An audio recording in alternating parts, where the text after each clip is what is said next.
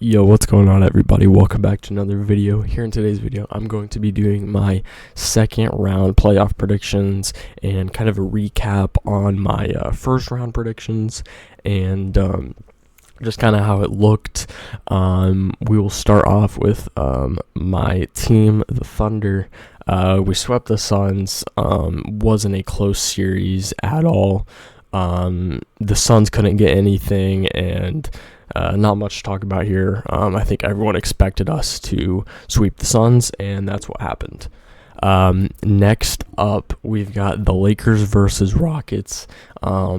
This one, I thought Lakers would win, but not in the way that they did. So I picked Rockets. It was kind of tricky. I did end up picking Rockets, but I did kind of think Lakers would win. Lakers controlled the series going up 3-0, and then it was basically over. And then Rockets, got two kind of trash playoff wins. And then Lakers finished it out at Houston. If Houston would have won that, made it 4-3, go back to Los Angeles, or make it 3-3, go back to Los Angeles, you never know. But the Lakers won in 6, and the second round playoffs, which game 1 is today, we've got the Thunder versus Lakers. I am going to game 2 for this series, and I'll probably make a YouTube video on that of me going to OKC and watching us play the Lakers. But game 1 is today at 6:30 my time, and next series was one that I think a lot of people were not expecting at all. The Timberwolves beat the Nuggets in 6. The Timberwolves didn't have Anthony Edwards for like 2 games, and Nuggets just didn't take advantage of it. Role player guys for the Timberwolves, Randall, all these guys stepped up, and the Nuggets couldn't beat a Timberwolves team without their best player. You got McDaniels dropping 32 points on you. The Nuggets were just very, very poor in this series. Game 1, Nuggets took it, and then they lost 3 straight to the Timberwolves. They win another one, and then it's looking up. There's no Anthony Edwards, no Dante DiVincenzo, no Ayo, and they don't take advantage of it. They lose by 12 points, and Jane McDaniels turns into the Anthony Edwards. Anthony Edwards is back, and they played a game last night. I'll talk about that in a second. The next one, Spurs versus Trailblazers. Not much to talk about here. Spurs won it in 5. Portland took game 2, but that was about it. Spurs controlled this series very easily and moved on to round 2. So the series is the Spurs versus Timberwolves, and the game was played last night, and Timberwolves got the upset win to take game 1. I'll talk more about that series with this prediction video in just a moment. Looking at the East, the Pistons come back down from 3-1. I'm very happy with that. I had them winning the series, and I was disappointed when they were down 3-1. I made a video on that, but I was like, I still think they have a chance, and they did it. They came back from 3-1. They won Game 7 by 20 points at Detroit, and Coach Mosley got fired yesterday. They completely controlled Game 7 and won 3 straight, all by a decent amount of points, and they controlled the series after that, down 3-1. Next up, the Cavs versus Raptors. The Cavs won it in 7 at Cleveland. RJ Barrett hits an insane game-winning shot in overtime that looked like Tyrese Halliburton's last year, and then it went to Game 7, but it wasn't a problem for Cleveland. They won by 12 and controlled it for most of the time. What I noticed about this series is it was a lot of games of runs. Back and forth quite a bit, long scoring streaks, and then no one will score, and then the other team will score, just back and forth a lot in that series. But Cleveland did win it in 7. I got that one right. Knicks versus Hawks. I predicted Knicks in 6 and did get that right. Knicks get an embarrassing win in Game 6. They take Game 1, and then Hawks win 2 straight. Knicks are down 1-2. The Knicks win 2-2, and the Knicks win and make it 3-2, and it's okay, Hawks still have a chance. And then Knicks finally play the best team in the East, and the most embarrassing loss in NBA playoff history. That game was insane, and Knicks blew the Hawks out. Next up is the Celtics versus the 76ers, and something that literally no one expected. The 76ers came back down 3-1 and beat the Celtics in 7 and won Game 7 at Boston. Jason Tatum didn't play Game 7, and the 76ers took it. The 76ers were down 3-1. Embiid came back, and then it was just a complete 180. And the Boston Celtics, who I thought would lose to the Knicks in the next round, I think they're the second best East team, they lose in 7 to the 7th seed 76ers. An embarrassing season for the Celtics, or embarrassing playoff run for the Celtics, but at the end of the day, it was supposed to be a gap year for the Celtics, and they did end up the 2 seed. But, they got back to good form and should have won. So it's disappointing for the Celtics, but also not at the same time because it was supposed to be a gap year. And then we had 76ers versus Knicks Game 1 yesterday. Knicks took it, and Knicks are playing like the Knicks right now. They got a huge win. They win Game 6 by 50 points, and then the Knicks take it by 39 in Game 1 against 76ers, and they are looking like the best team in the East for sure. Now, going to the playoff series for the second round in the West, it is the Thunder versus the Lakers, and the Spurs versus the Timberwolves. And in the East, the Pistons versus Cavs, and Knicks versus 76ers. I thought Nuggets would go to the second round. They lost in the first round. Wasn't expecting that, and I definitely wasn't expecting a 76ers win. But my playoff bracket is not good at all, to be honest. I feel like I only got 2 right because I did pick Rockets, but I had a feeling the Lakers would win. I don't really know why I put Rockets on this, to be honest, but that's that. Let's go ahead and talk about the first series in the West. Game 1 is today at 6:30, the Thunder versus the Lakers. All right, in the second round, we have got a awesome series between the Thunder versus the Lakers. My go SGA going up against LeBron. It's going to be an awesome series, and I am very excited for it. Go ahead and talking about the Thunder. We swept the Suns, did extremely well in that series. We are fully healthy except for Jalen Williams, which is a big absent. Jalen's return we are not sure on. If I had to guess, I would say maybe Game 2, but most likely probably Game 3 or 4. Looking at the Lakers' injuries, obviously Luka Doncic, their best player, a big one, is out, and he is most likely going to be out until Game 3 or 4 at Los Angeles, and by then the series might be scary for the Lakers. I feel extremely confident in the Thunder in this matchup. Looking at the regular season, we controlled the regular season against the Lakers, going 4-0 against them. In the most recent one, that's where Luka got injured and Austin Reeves in a 43-point blowout, and a bad choice for J.J. Redick, having them in down 40 points or 35, and Luka got injured, and now they're playing us in the second round, and Luka might not be back until Game 3 or 4, and by then, if they're down, if he comes back Game 4 and they're down, 3-0 or something, it's not worth putting him. We'll see. But, you don't want to rush him. You're not expected to win this playoff series. You want a long, great career for Luka, and they're going to want him to stay in Los Angeles, so you don't want to rush him back. The first 2 games will be at OKC. Game 1 today, obviously. Game 2 Thursday, and then you go to Los Angeles for 2.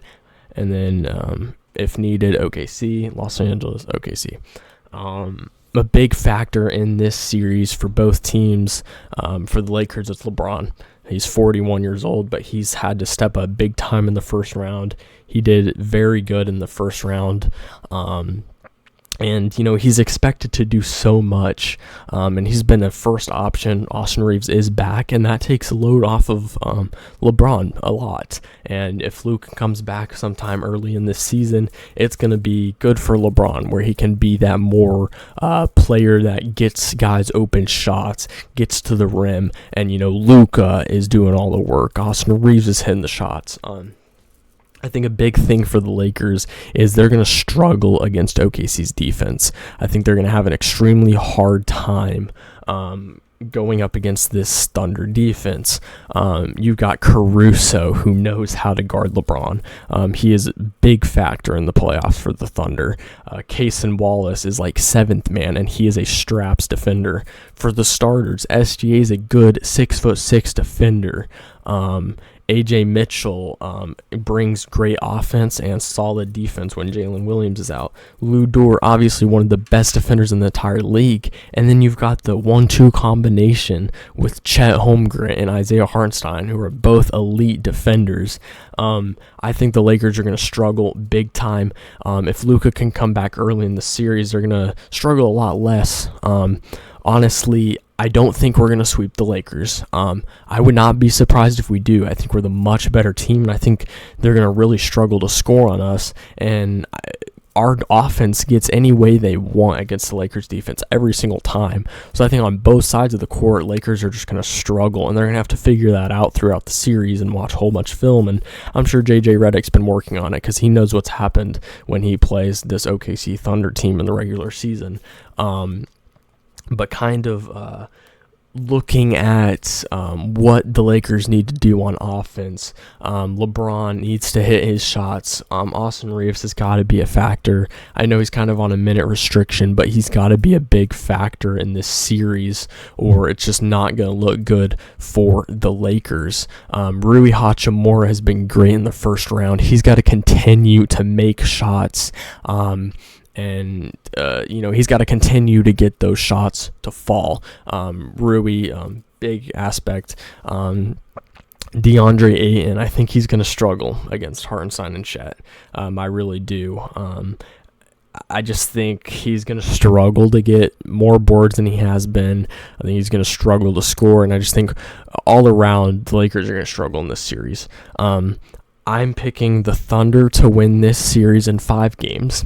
If Luka comes back early in the series, it might go to 6. I wouldn't be surprised if we sweep them. I'm going to go with 5 games, possibly 6 if Luka has an early return. We don't have Jalen Williams, but that's not too big of a problem. We know how to play without him, and I'm going Thunder in 5 to move on to the conference finals to either play the Timberwolves or the Spurs. Next up, we've got the other West series, the San Antonio Spurs versus the Minnesota Timberwolves. Game 1 was played last night. Minnesota took it, and that's a great start for Minnesota. Taking Game 1 when you're away is a huge start for a Timberwolves 6-seed team. Honestly, I'm not very worried about the Spurs. I didn't make a video until, obviously now, but I was kind of thinking Spurs in 6. And even though the Timberwolves won Game 1, I'm still sticking with Spurs in 6. I think they're the much better team. And yeah, Timberwolves had a great game. I would be surprised if the Spurs ended up losing this series. Wemby had a historic, one of the best defensive playoff games in NBA history, had 11 blocks, absolutely incredible, but he was very lackluster on offense. He had 11 points, and he's got to pick up the pace big time.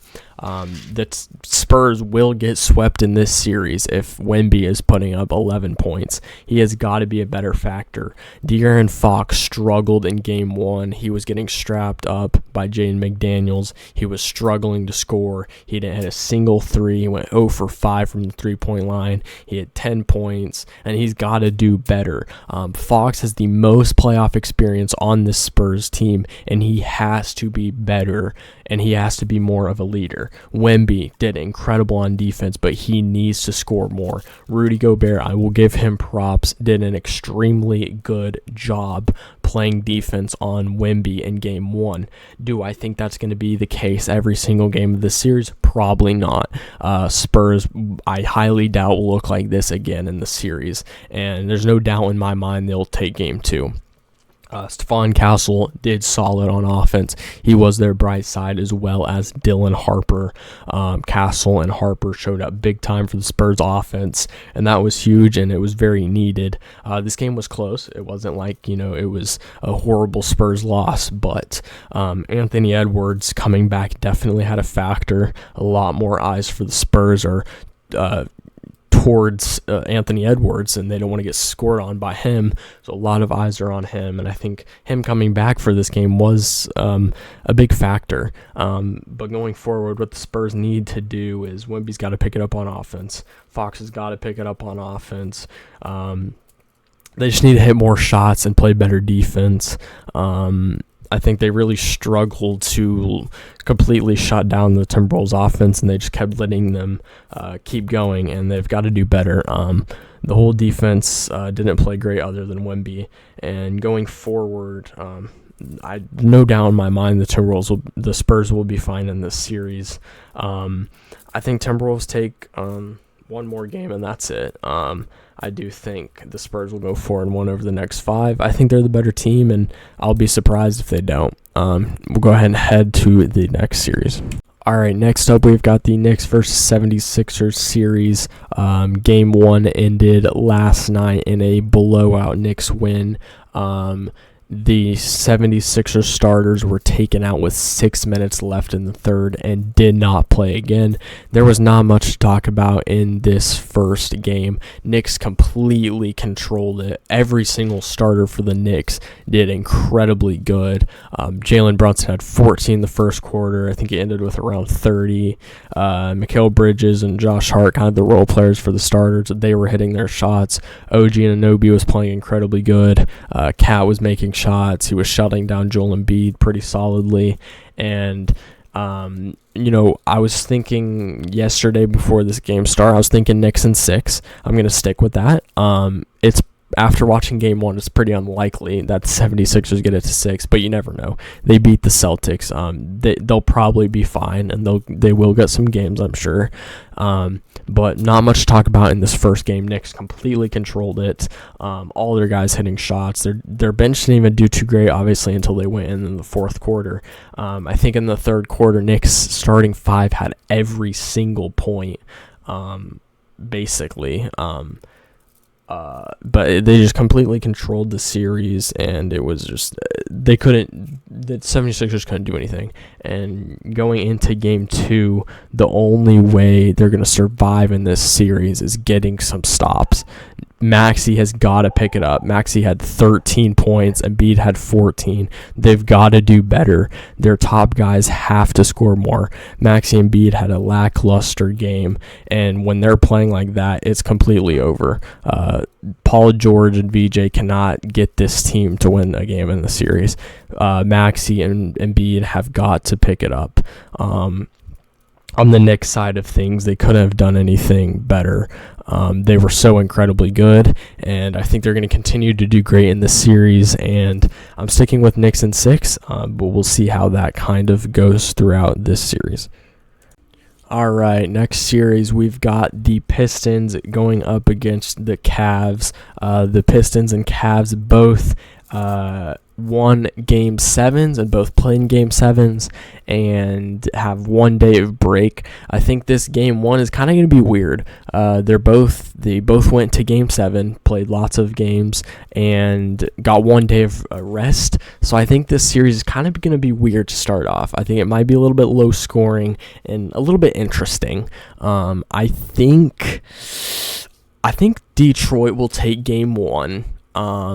We'll see how this series is going to go. This one's really 50-50 for me. Cade Cunningham has been incredible for the Pistons, and the Cavs might have a hard time stopping that, but the Cavs also have a solid defense. Donovan Mitchell has got to pick it up in this series. He didn't have an amazing first series. Harden didn't have an amazing first series either. The Cavs top guys have got to pick it up a little bit. The same with the Pistons.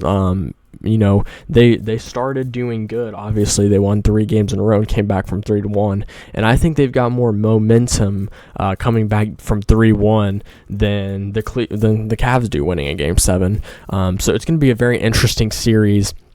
I'm going to go Pistons in 7.